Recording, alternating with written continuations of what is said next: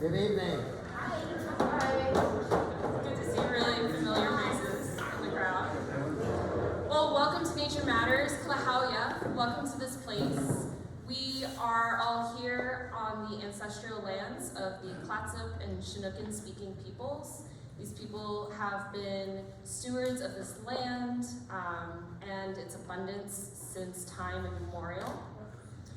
Welcome to the last Nature Matters of the season. Really excited to have you all here. This is a speaker series that's hosted the fourth Thursday of every month from October to May. This is a partnership hosted by the National Park Service, Lewis and Clark National Historical Park, also known as Fort Clatsop to you locals, in partnership with the North Coast Watershed Association, the Lewis and Clark National Park Association, and the generous Fort George Brewery. I would like to introduce a few of our partners and let them give you a few news you can use. Well, thank you, Kayla, and thank you all for being here this evening. My name is Graham, and I'm the Executive Director for the North Coast Watershed Association, and so happy to have you all here tonight. I'm really excited to hear from Emily Scott about our most prized ungulate in the region and how they're doing.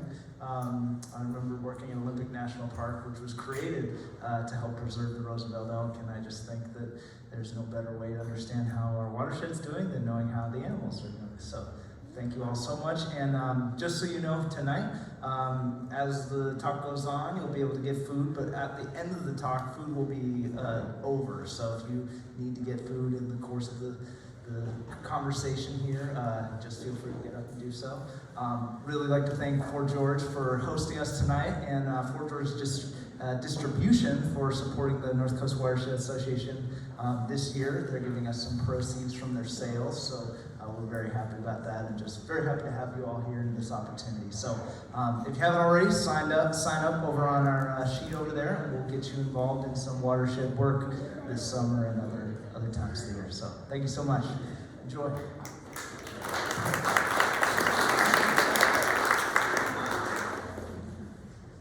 Hi, I'm Cynthia Thompson. I'm the Executive Director of the Lewis and Clark National Park Association. We are a cooperating association, so we work directly with Lewis and Clark National Historical Park to support their educational and interpretive activities. We are a 501c3. We receive no public funding. We're completely funded by sales from the bookstore that's located at Fort Clatsop. So I encourage you all to come out, take a look at our stuff. We are a bookstore, but we have a lot of other really cool items of a natural type style. So today we have a table here. We have 3 different door prize drawings, completely free. You can enter for all 3 of them. We'll be doing that drawing later at the end, but remember to enter now. It's right in the back. We also have some free stickers and notepads and other things. We're basically reminding people that Fort Clatsop is part of our wonderful neighborhood here, and probably a lot of locals visited in 4th grade with their school group, and we continue to see 4th graders and other grades. Today we have a lot of kids, and it's super exciting to see.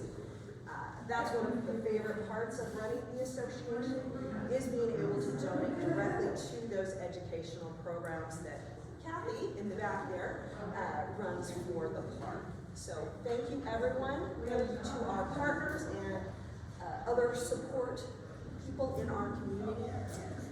Thanks for coming. This is going to be a really interesting one. There's been a lot of data collected, and I, for one, am excited to see what the conclusions are. So, and again, enter to win totally free door prizes. Thanks.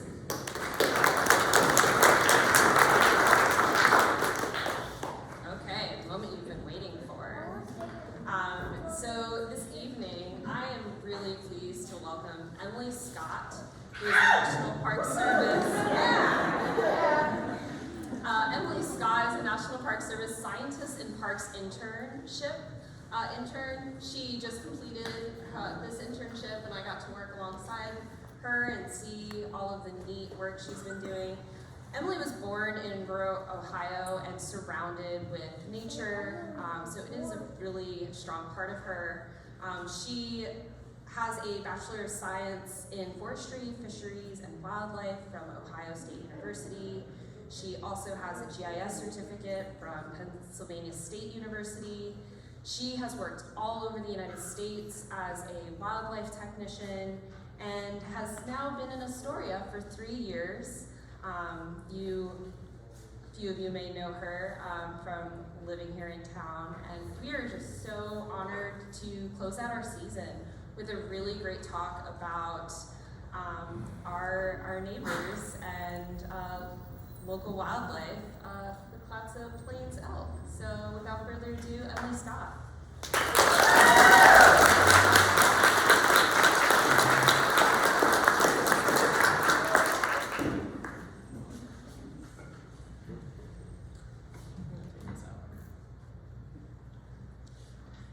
Testing.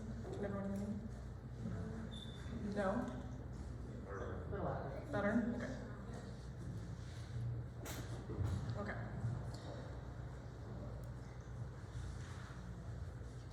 All right, everyone, thank you all so much for being here. I know a lot of you from working at the co-op, living in town for a couple of years, and I so appreciate the support of you taking the time to be here tonight. I've been a patron of Nature Matters in the past, so it's a real treat to be on this side of the podium this time. I'm gonna thank our host again, Fort George, for hosting this event, providing us great food and beer. And then this series, as you heard, is also made possible by the National Park Service, the North Coast Watershed Association, and the Lewis and Clark National Park Association.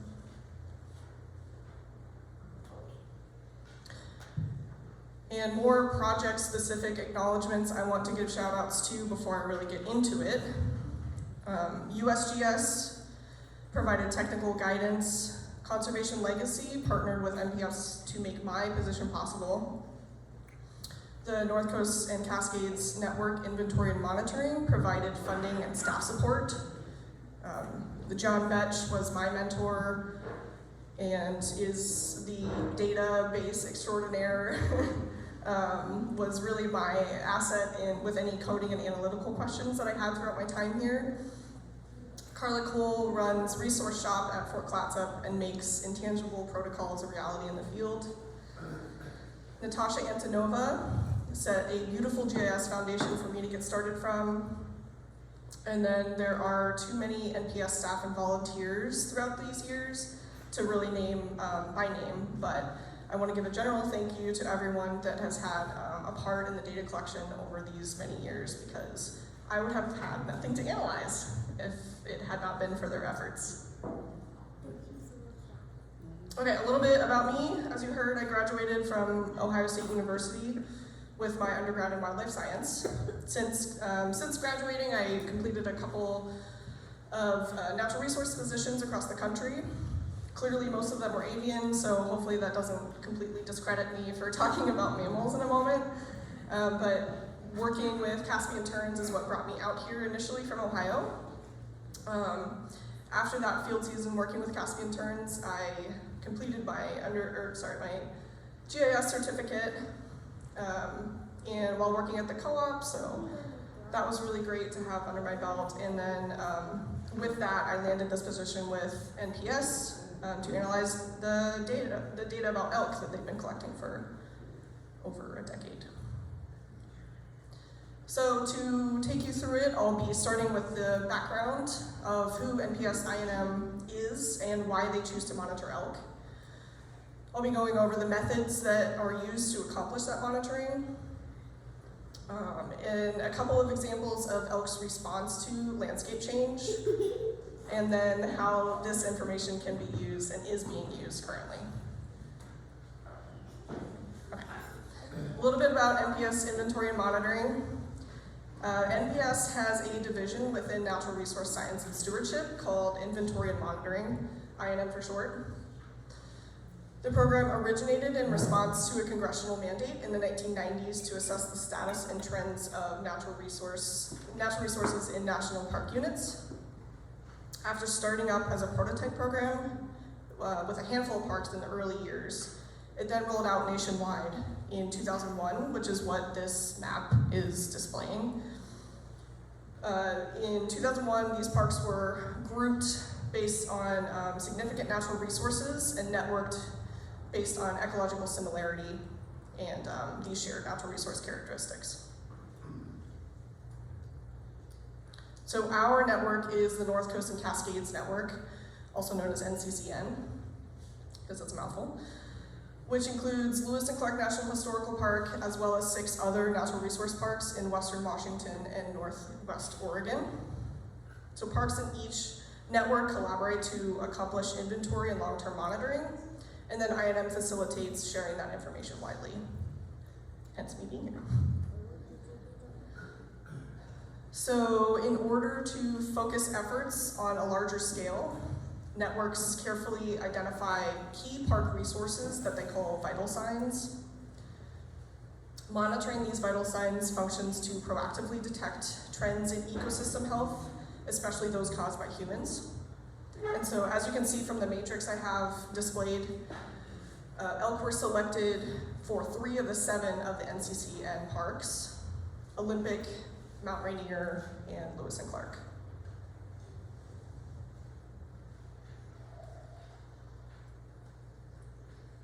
Okay, so why elk? So elk were identified as a vital sign at these locations due to their importance, which really boils down to 3 categories: ecological, economic, and cultural. Elk have a really sensitive relationship to their environment by affecting structure and composition of plant communities. They can cause erosion and influence the cycling of nutrients. They also bring dollars to the area with wildlife viewing and hunting opportunities. And culturally, everyone from this area is aware of their importance in providing food and trade value to native tribes and early settlers. So all of these that I just went over align with Louis' central purpose. So the part of the congressional quote I have bolded emphasizes the historic, cultural, scenic, and natural resources associated with the arrival of the Lewis and Clark expedition as a justification for the adoption of this area as a National Historical Park. And elk are known, as I said, to have been important to Chinookan people and other local tribe nations before they famously subsisted the core of discovery in the early 1800s. So therefore they fit into this context.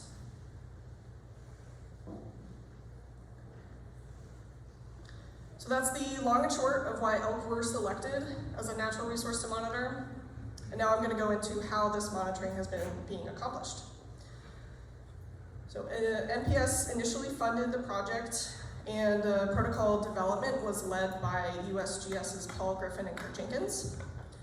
The data collection started partway through 2008, with the specific objectives being to quantify the relative use, the proportion area occupied by elk in the Fort Clatsop unit, and to quantify the frequency of elk sightings from roads in and around the unit as well.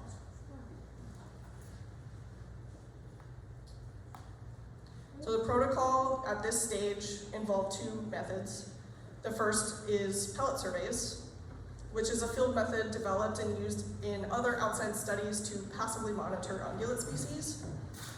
For our project, field crews navigate to points across the Fort Clatsop unit, which I have shown in red, and survey 4 plots in the cardinal directions from the center point.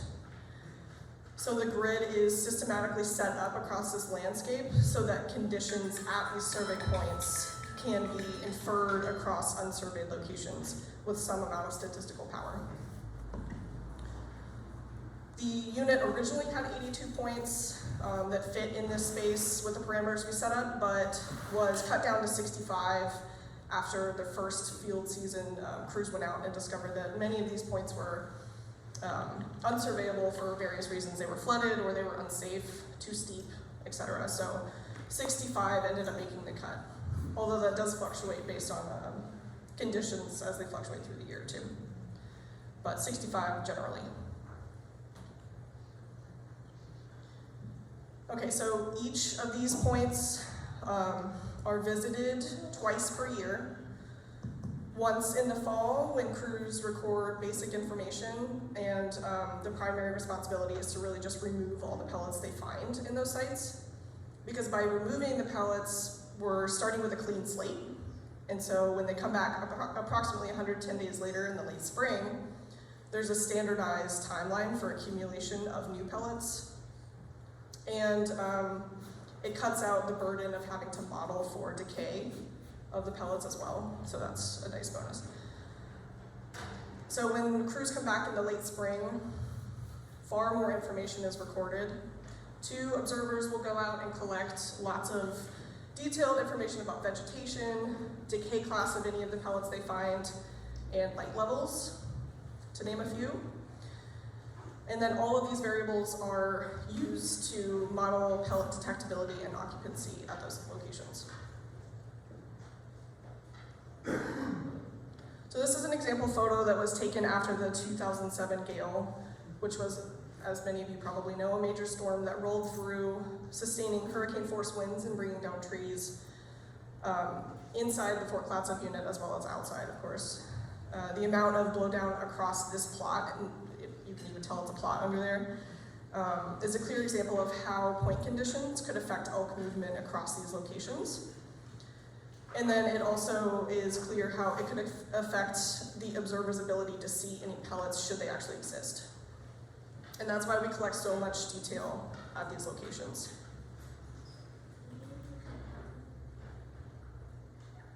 Okay. The second method detailed in the protocol are the road surveys. Procedures for these surveys are pretty straightforward, where crews travel on the 4 routes highlighted in the map once a week during alternating months of the year, and they record numbers, location, and composition of herd scene. These routes are non-random, and efforts do not include visibility estimates like they do in the pellet surveys. So the results can't be interpreted to the same extent, and nor can they be interpreted as direct evidence of changes in the underlying number of elk in the area, but rather the objective of these data is to be able to document trends in elk viewing opportunities for visitors. And when I'm talking about composition, that's the observers recording elk in categories based off of their age and sex, as well as they can determine. So this photo that I have up right now would be an example of branch bulls. This would be an example of a spike bull. 2 antlerless adults, and we can't assume that they're cows because, of course, male elk also drop their antlers at a certain time of year. And a calf with a really funny expression. Okay.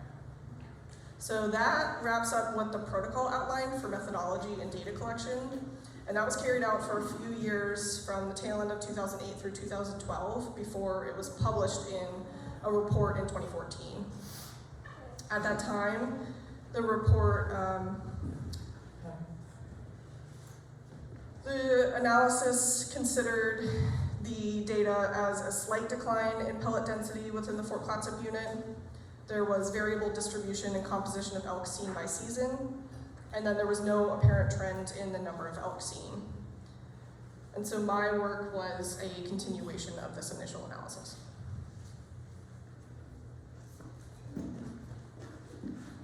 Okay. And then in 2019, monitoring efforts expanded to include the deployment of 6 GPS collars on adult female elk. This was not a part of the original protocol, but it does pair nicely with other data that's already being collected and is compatible with the objectives of the monitoring efforts going on already.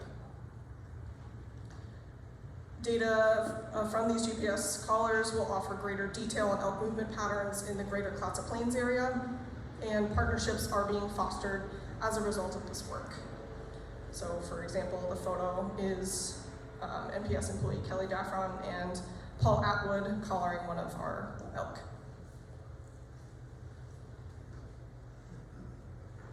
Okay, so this is like the summary slide of the 3 data sets that we have to work with. So pellet surveys yearly since 2008. driving surveys bi-monthly since 2008, and then the recent addition of 6 GPS collars starting in 2019. And then to talk about these data, I'm going to start in the order that I kind of chose to start in when I started my internship, which was to start with the GPS collars. GPS collars are a great tool for natural resource managers because the user has a lot of flexibility to choose settings based on project goals. But a lot of the decision making boils down to a trade-off between the number of data points to battery life. And so NPS has prioritized longevity by scheduling theirs to record locations every 13 hours all year and every 7 hours during calving season on top of that. With that setting, we should get a collar that lasts about 2 to 3 years on an animal. And these collars are really awesome too because they have a mechanical drop mechanism that can be scheduled to engage. So ours are scheduled to drop off after 3 years. And then from there, managers can find them in the field, collect them, and actually send them back to the company to be refurbished and reused.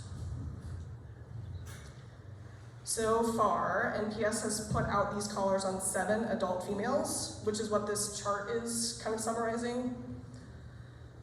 So at this time, we have 3 collars still giving us fixes. We've had 2 deaths. 1 collar with a dead battery, but we can still see it on the elk in the field. And 1 that has successfully dropped off after 3 years, which is actually one of the ones in the photo. Okay, so at this point, I'm going to take you through and introduce you to each of the elk that I have up there color-coded. And it's a lot of maps, so prepare yourselves. Here is elk A. So she resides mostly in private lands between Fort Clatsop on the North Park boundary and the airport. This is the Clatsop Park boundary that I'm speaking of. And she also seemed to have a buddy in elk D, which was one of the deaths of our data set. And of these fixes, the 2 that we have collared in this area do not have any fixes on the west side of Highway 101, which is running right here. And then they do also seem to spend a little bit of time within the Fort Clatsop boundary, which will come up later. Our next elk is elk C, who resides mostly west of the park on the coastline. And this individual shares most of her home range with 2 other collars that we have out, so I will introduce you to those real quick too. This is elk E, which is the 2nd mortality of our data set. And elk G, and this is the drop-off success story. So that's about the location that the collar dropped off and we were able to collect it in the field. So data shows some activity on the perimeter of the Fort Clatsop unit by elk G and C right here. And then all 3 of these elk are seen visiting the state-run Sunset Beach area to the south, which I have in this kind of medium green color. And additionally, all 3 of these have a significant amount of fixes on the east side of Highway 101. So that is a concern for vehicular collision.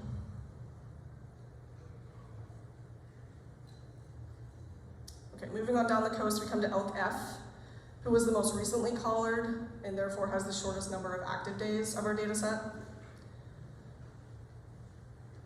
And the final elk, elk B, she does seem to be wandering in recent, these 3 fixes up here are really recent, but most of her home range is in the Surf Pines area down to southern Gerhardt.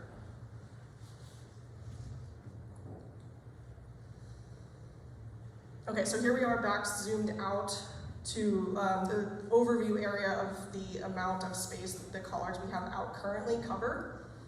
The polygon shapes in this map are the home range estimates for the elk in that section, which represents the greatest extent for each animal.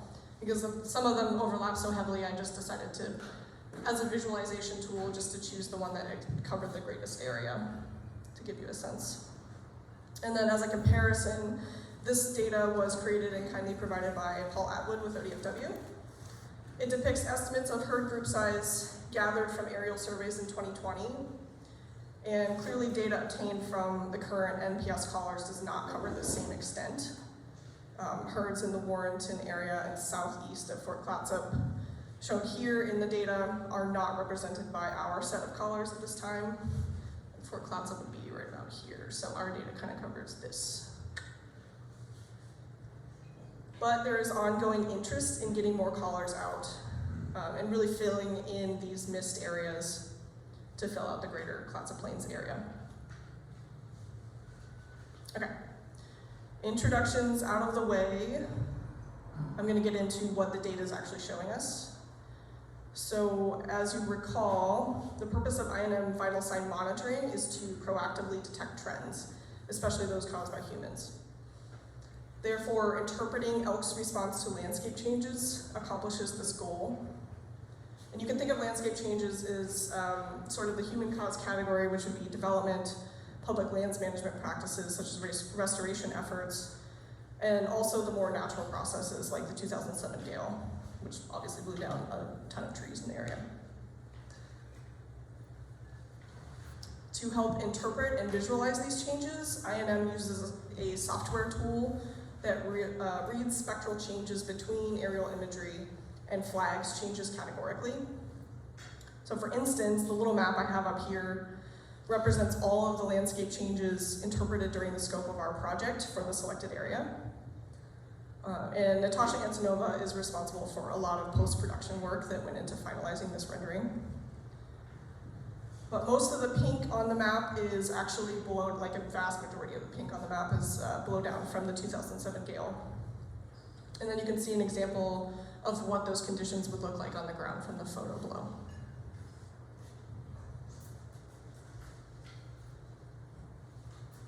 Okay, so the first story I'll be taking you through is one of elk's response to intense development. This is a Google Earth aerial shot of Ensign Lane, Walmart Costco area in Warrenton, pre-development from 2006. You can see the northwest corner of the Fort Clatsop unit in this lime green to kind of orient yourself as well. And I want you to pay special attention to the areas I've outlined up here with the square and the oval as I flip through subsequent years of aerial photography, and you can see the changes.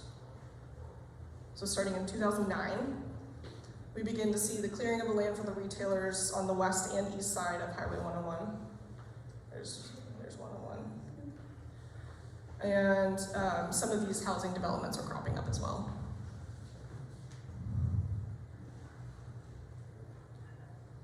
By 2014, Costco and Southeast Ensign Lane are constructed, and then more houses are added to the existing developments.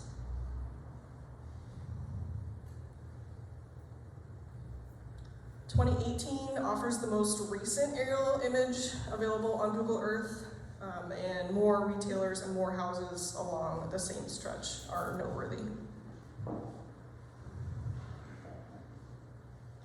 So what are elk doing during this time? This is a map of driving survey data from fall 2008 and 2009. Elk sightings for the current year will be displayed in pink as I go through these, and then you'll see gray circles pop up that are representing all the previous year locations.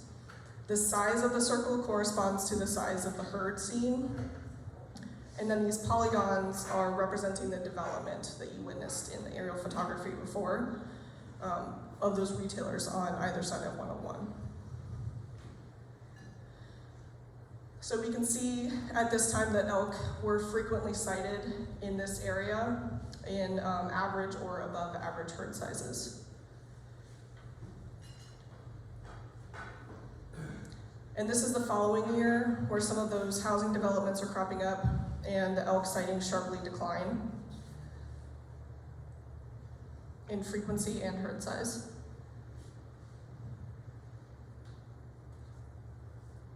2011, with the start of the construction of Ensign Lane, there was only one elk sighting this year.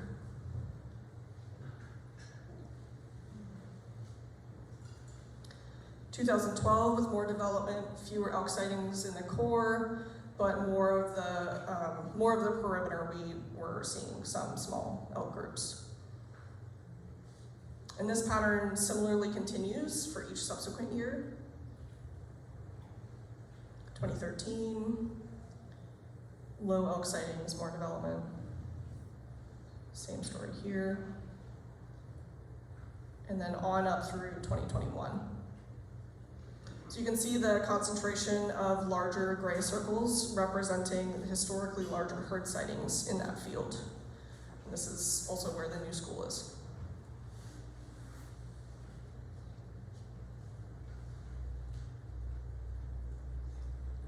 So we only have color data since 2019, as I said, which is not really long enough to represent any shift away from the area I have circled here, which is the field. But what we do have shows us that the two colored elk that we have north of the Fort Clatsop boundary are the ones visiting this area in recent years. And that's interesting because it says that the elk most likely observed here during surveys are individuals from this northern group, which means that as of yet, there is an undefinable route or corridor they're using. It might be through the park, or perhaps they're skirting from this main stomping ground, like on the boundary, or they might be going directly through the emerging development areas. We're not sure. The 13-hour gap between GPS points is difficult to infer tracks, is the problem. So I think it's quite possible that we're witnessing fragmentation in motion, where these development pressures might be pinching off movement accessibility for elk to historically preferred locations.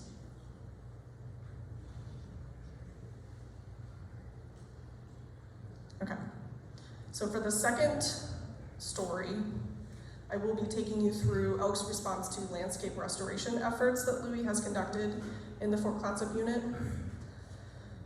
And honestly, there could be a whole other presentation about the efforts and successes made during this restoration of tidal wetlands effort made in this unit. But for my purposes, I'm just gonna give a brief overview, which is that historically, the Lewis and Clark River floodplain was diked and drained to support settlement.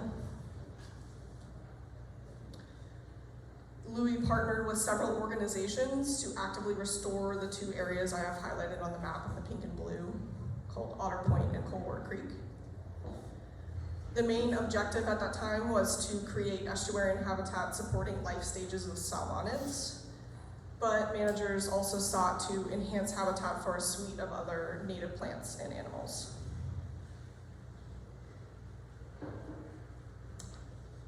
So we'll be starting off with that southern location, Colward Creek. So here's a historical photo from the 1960s, and as you can see, it's very dry. It's probably agriculture land, and it is elevated off of the floodplain. In 2007, the culvert depicted on the right side of the screen was removed and replaced with a bridge, which is this little star. That's where this existing culvert was.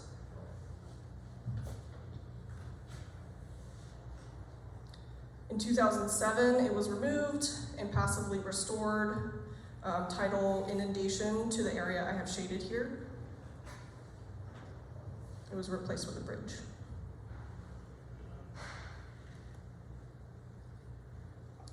And these are the road elk sightings up to that time. So 2009 to 2011 in this lighter pink shade. Elk were observed in this area each of those years from the driving surveys.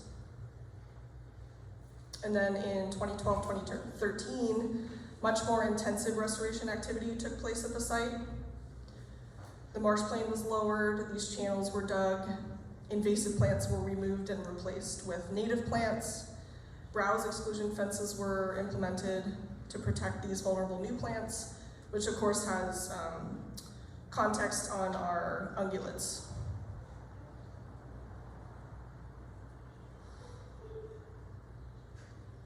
And then this is what we found of the elk sightings in response to the changes in these years from the driving survey. So essentially these points represent all elk sightings in the 9 years following the major wetland renovation. So 2012 to 2021, only a handful of elk groups were recorded inside the restoration area. But this was not really a surprise, since it was specifically in the design plans of this area to maximize the amount of available channel and wetland habitat to support aquatic diversity. And then conversely, Otter Point, which was the more northern of the two, resource managers designed the northern active restoration site with elk in mind. Preliminary, and they did this because preliminary findings from pellet surveys suggested that elk were utilizing the mature stands of willow at the site. So the restoration efforts put into effect in 2012 at Otter Point intentionally aimed to retain these willow stands as elk habitat. And so from the 2012 photo, you can see the channels they dug, and then these willow stands that were retained.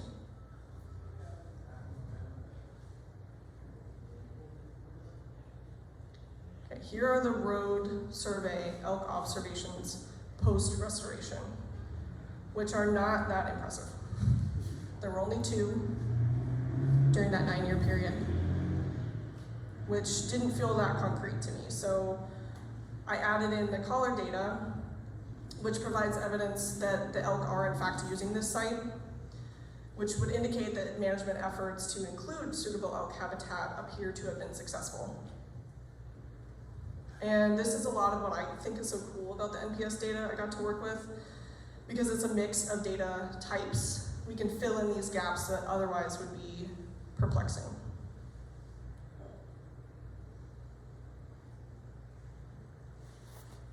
In addition to the proven value of diverse data collection strategies, the lessons from the comparison between these 2 active restoration sites in Fort Clatsop is the fact that there is some predictability in elk's response to landscape change. That becomes important information for people and agencies who are attempting to manage these herds.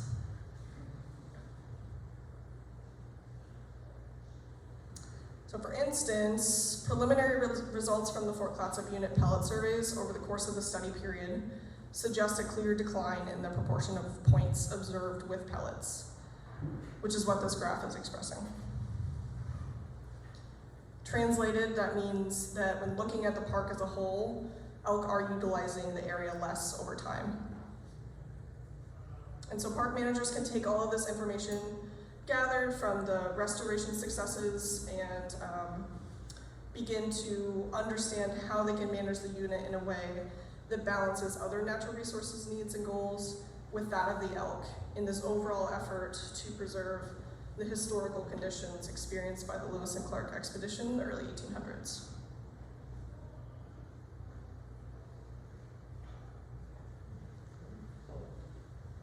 Okay, so now that we know the basic home ranges of the currently collared individual, the park has plans to obtain more collars.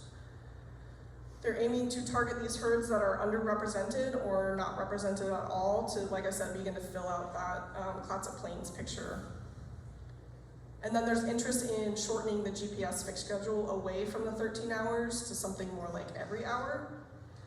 Because with that level of frequency, it would be possible to infer these tracks between GPS points, which has implications on things like how often individuals are crossing roadways and where perhaps a hotspot could be identified for a wildlife corridor in the future, things like that.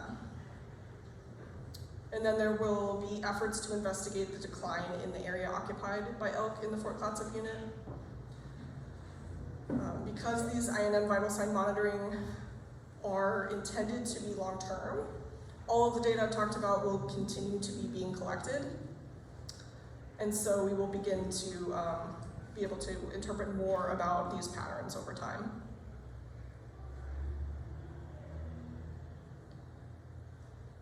These data have important and direct implications in the community. Oregon Solutions, if you're not familiar, is a state-funded effort to help communities address community-based problems and opportunities through sustainable solutions. The Clatsop Plains Elk Collaborative became a part of the Oregon Solutions in 2019, where the project team crafted this purpose statement, which I will be taking the time to read because I think it's really important. So their purpose statement is, the community in and around the greater Clatsop Plains study area seeks to reduce elk-human related conflicts. We have expressed a sense of urgency and willingness to work collaboratively to identify management solutions and implication strategies. The purpose of this collaborative is to find viable ways to improve public safety and reduce property damage through outreach and education, and a community-wide approach to reducing urban elk interactions while maintaining healthy and viable herds as a valuable cultural and natural resource.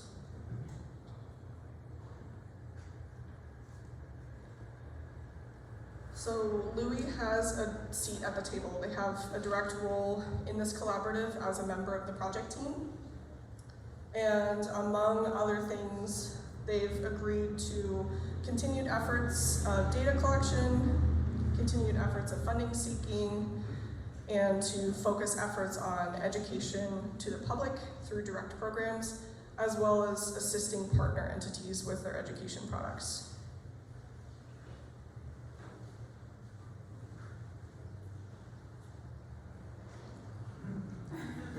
So with that, I'd like to open the floor for questions.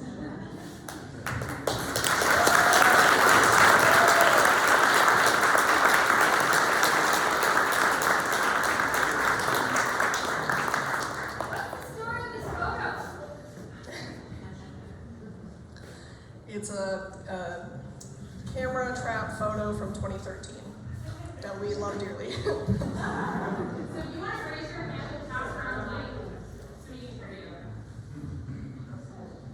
I think Morgan had her hand up first. I'm just wondering, is there a minimum number of elk that classifies a herd? I feel like personally I've only ever seen a very large amount of elk together. So when you're tracking them with the collars, is there a number that you're assuming is attached to that one? No. We really can't infer size of herds from really any of the data we collect. I think it's more of an intangible idea than, I think it varies depending on environmental circumstances. There's also a threshold that herds can maintain, and they're not really, like a herd is a tricky term in the wildlife world because there might be exchange of individuals, like bull elk will travel quite large distances during the mating season. So like what is considered a herd for those individuals, I'm not really sure.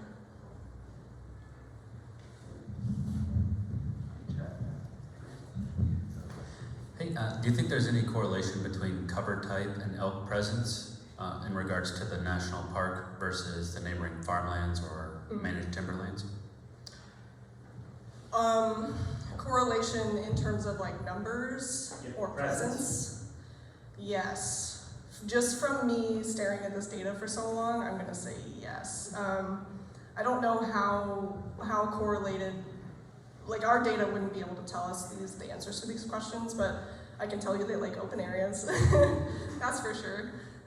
We know they do spend time in the covered area of the Lewis and Clark Fort Clatsop unit because of the pellets we find. But we don't know if this is them just traveling through the area and not really spending that much time. I know like ecologically, elk will calf in, in protected areas, so forested areas. But the collars we have out don't really indicate that they're spending a ton of time in forested areas. It's definitely weighted in the open areas. Hopefully that a little bit answers your question. It does, thank you. Okay.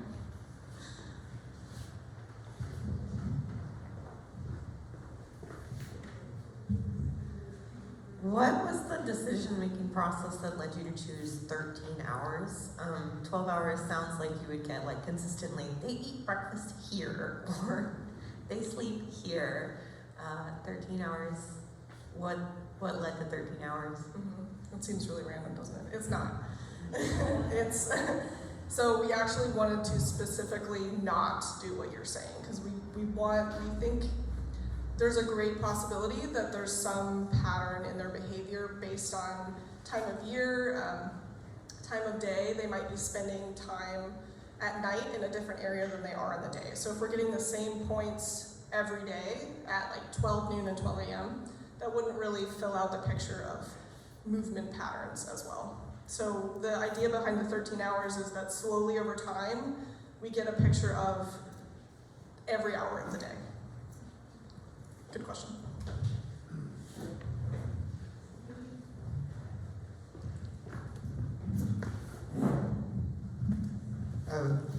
How often do you get data downloaded from the callers? How frequent is it? And can you say something about, were you able to tell about how far elk might move in a day or two? The herds here don't seem to move too much. They're those polygons, if you can remember, I can go back, are pretty rigid. So these are the extents of all their movement from each collar. So like elk D in the yellow at the top, that's all of the data we've had on that particular individual, which I think is 2 years of data. That's it. I think there is some bias for sure in how we've constructed the protocol for the collar data because we are targeting cows and not bulls. All of the individuals we've collared, all 7 are cows. And so that's definitely influencing. Cows have a tendency to kind of remain in a more rigid structure. Like I said, bulls will travel a lot more. So there is that element as well. What was the first part of your question? How often do you get data? Oh yeah, so that is a setting you can choose as the user. I can't honestly remember how frequently we get ours, but it's really often. Every 4 days. Oh, 4 fixes. 4 fixes, yeah, so every 2-ish, 3 days or so. Yeah, and it's available on we go through Low-Tech, the company Low-Tech, and they have a website where you can view their data right then and there.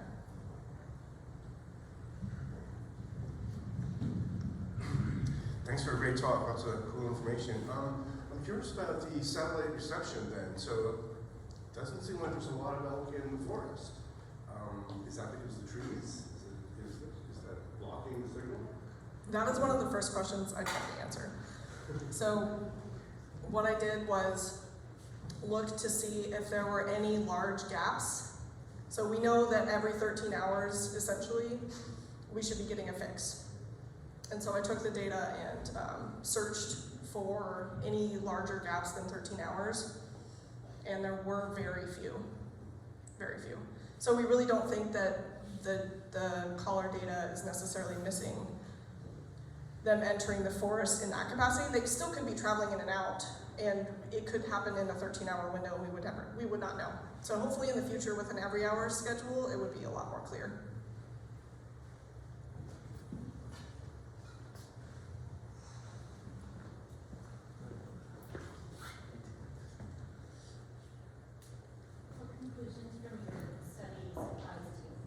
What conclusions? I have this thing that's been bugging me more than. So this, and you guys know about this, I've talked about it a lot.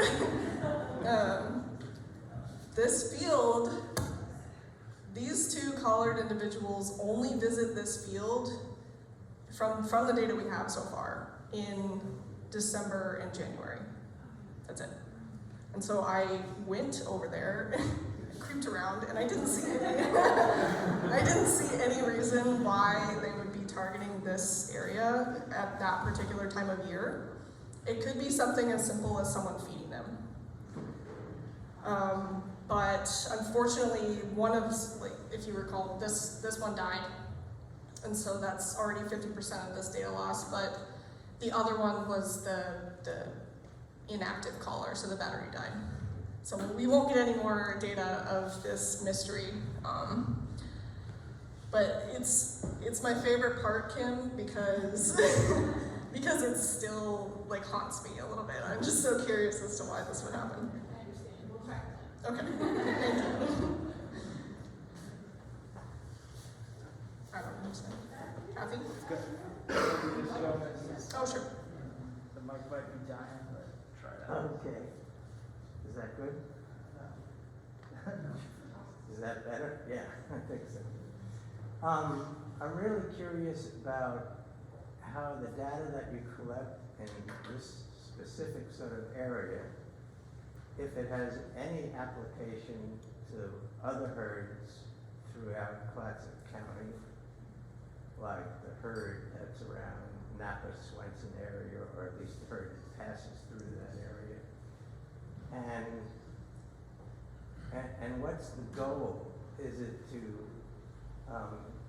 get data from all areas, or is it to get data that's sufficient to indicate how one might manage a lot of the different areas? It sounds like you're speaking specifically to the caller data. Is that right? To what? To the caller data, or the project as a whole? Well, both. Okay. I think for the caller data, since this was the preliminary round, the park has not done this in the past. I think a lot of this was establishing baselines. So now we know the areas that are covered by the individuals we have collared, and we can start to piece together what areas we're missing. And since it is a direct goal and it is funded through Oregon Solutions, we will be putting more collars into the mix, whether it's NPS or ODFW. There is some responsibility to get more collars out on the herds that are not represented by the data so far. I think largely the goal is to understand elk, just, how do I describe this?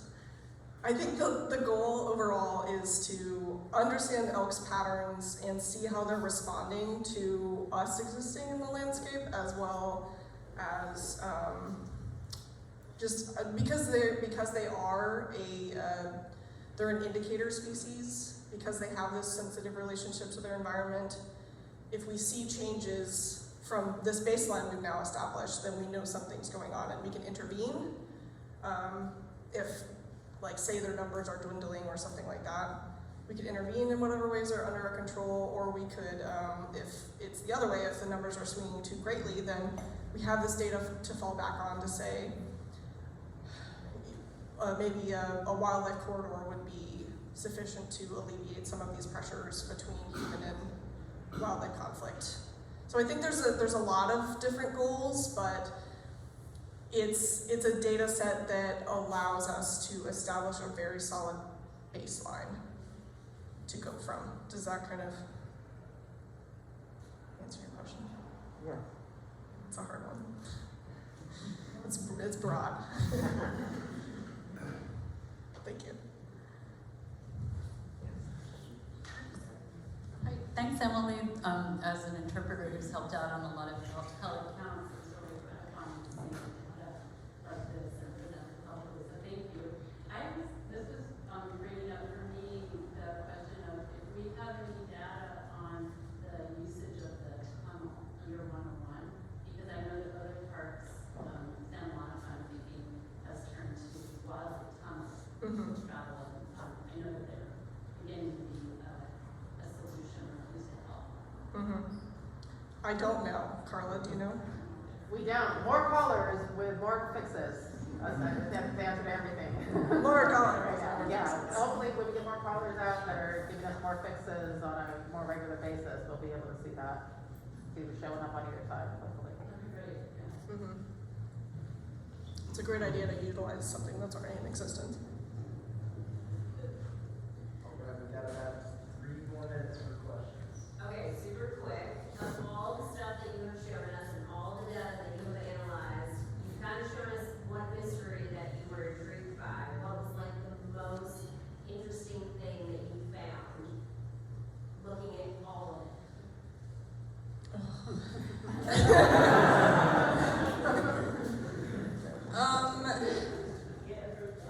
It feels like a cop-out answer, but I think just the whole experience in general. I've never gotten to work with such extensive data in so many diverse categories.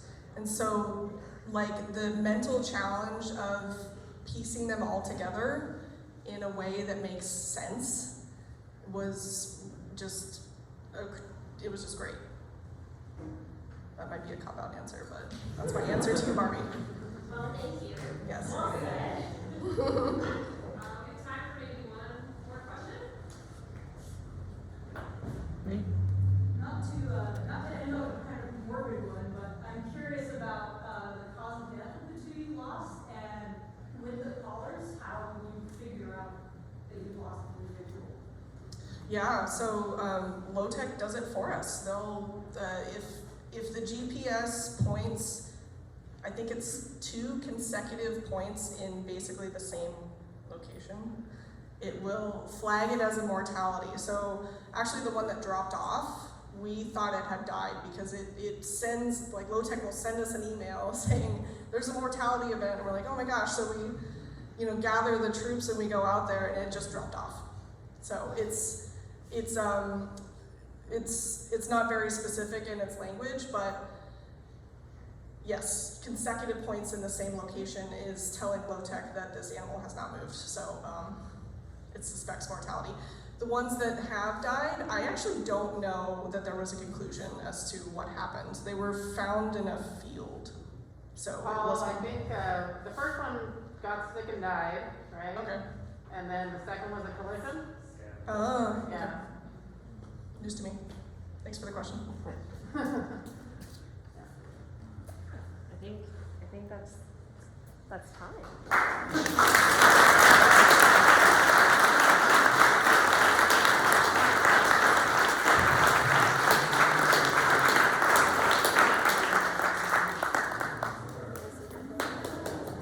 Thank you so much, Emily. It was such a pleasure working with you in the field to collect this data, and in the office watching you type away deep in thought. I really appreciate you all coming this evening for our last Nature Matters of the season and listening to this great work that Emily was able to present. I want to remind you all that there is a raffle going on this evening. So if you haven't entered in the free raffle, please go to the table in the back. There's some really great swag from the Lewis and Clark Park Association. I also want to let you all know that we will begin costume programs at Fort Clatsop, as well as our kayak programs along the Lewis and Clark River, starting at the end of June. It's already that time of year. And if you are really intrigued about this type of work and want to get out into the forest with us, we're always looking for volunteers at the park to conduct these surveys. So if driving around looking for elk or clambering through dense forest is your jam, please share your email on the sign-in sheet in the back. We'd love to have you out in the forest and to conduct park science. Thank you so much.